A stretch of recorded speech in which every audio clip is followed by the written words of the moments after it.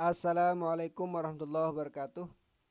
Selamat malam, salam sejahtera untuk kita semua, para pemirsa dimanapun saja berada.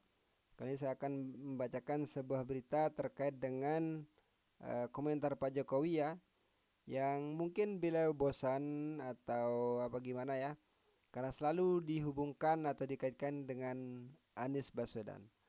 Maju jika Anies Baswedan gagal eh, maju sebagai capres di 2024, maka yang akan menjadi sasaran empuk bagi para pendukung Anies Baswedan adalah Jokowi. Maka terkait hal itu, ya, saya kutip dari nasional.tempo.co.id dengan judul "Tak mau ikut campur di pencapresan Anies, Jokowi jangan dikit-dikit istana." Tempo.co Jakarta. Presiden Joko Widodo atau Jokowi mengungkapkan tak mau ikut campur terhadap langkah Partai Nasdem mengusung Anies Baswedan sebagai calon presiden 2024. Hal ini untuk menjawab tudingan yang menyebut Jokowi membicarakan soal Anies dengan Ketua Umum Partai Nasdem Surya Paloh pada pertemuan empat mata di Istana Negara beberapa hari yang lalu. Menurut Jokowi, soal sosok yang diusung oleh partai sebagai calon presiden itu bukan urusannya. Itu urusannya partai, urusan koalisi, urusan kandidat capres-cawapres. Itu urusan partai atau gabungan partai. Apa urusannya presiden? Ujar Jokowi di Jakarta Teater, Jakarta Pusat, Selasa 31 Januari 2023.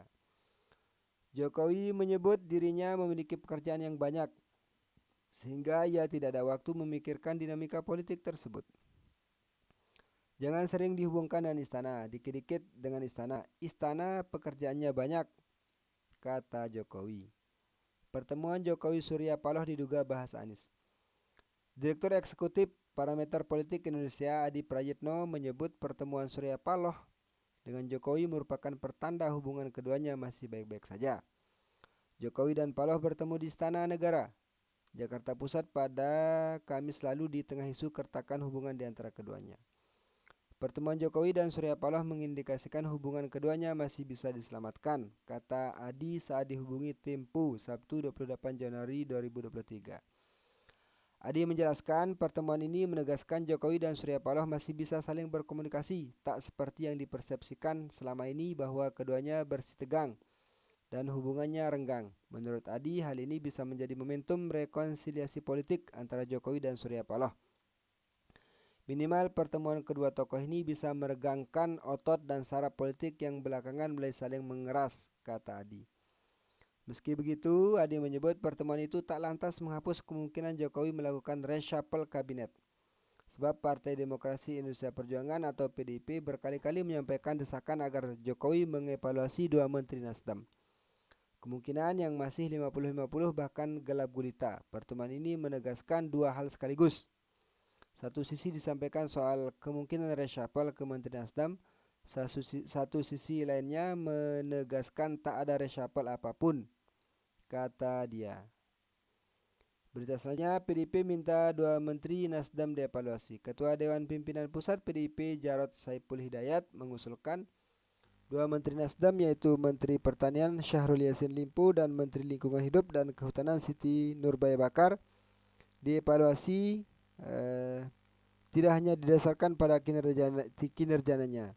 Menurut dia, asal partai menteri tersebut juga mempengaruhi usulan reshuffle. Satu, kinerjanya, dua, termasuk partainya. Kalau memang jental betul sudah seperti itu, akan lebih baik untuk menteri-menterinya mengundurkan diri, kata Jarod. Sementara itu, Jokowi kembali meminta publik untuk menunggu rencana kocok ulang atau reshuffle kabinet. Dia enggan berkomentar banyak soal kabar reshuffle kabinet akan diumumkan Rabu 1 Februari 2022. Tunggu, kata Jokowi saat ditemui usai mengecek proyek sodetan Kali Ciliwung di Jakarta Timur Selasa 24 Januari 2022. 2023. Partai Nasdem sendiri menyatakan tak keberatan jika para menterinya direshuffle, asalkan bukan dilandaskan alasan politis. Mereka menilai hal itu merupakan hak prerogatif presiden. Mereka pun menegaskan komitmennya untuk mendukung pemerintahan Presiden Jokowi dan Wakil Presiden Ma'ruf Amin hingga akhir.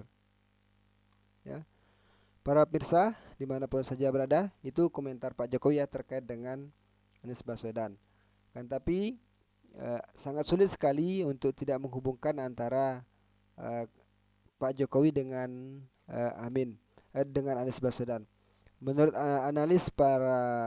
menurut para analis politik, ya berbagai seperti Rocky Gerung misalnya atau Refli Harun yang selalu istana dibuat tidak tenang dengan pencapresan Anies, sehingga berbagai upaya dilakukan agar Anies Baswedan ini gagal maju sebagai calon presiden di 2024 yang akan datang.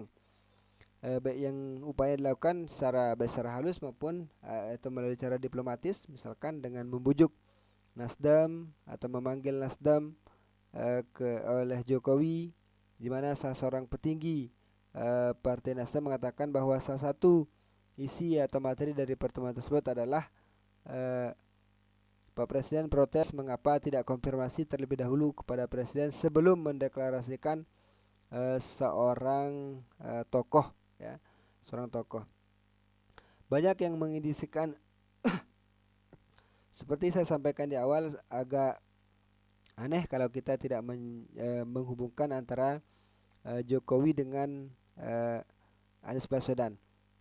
Ketika Surya Paloh mengumumkan Anies sebagai calon presidennya pada 3 Oktober 2022, sontak hal tersebut membuat hubungan antara Surya Paloh dengan Jokowi itu mengalami keretakan.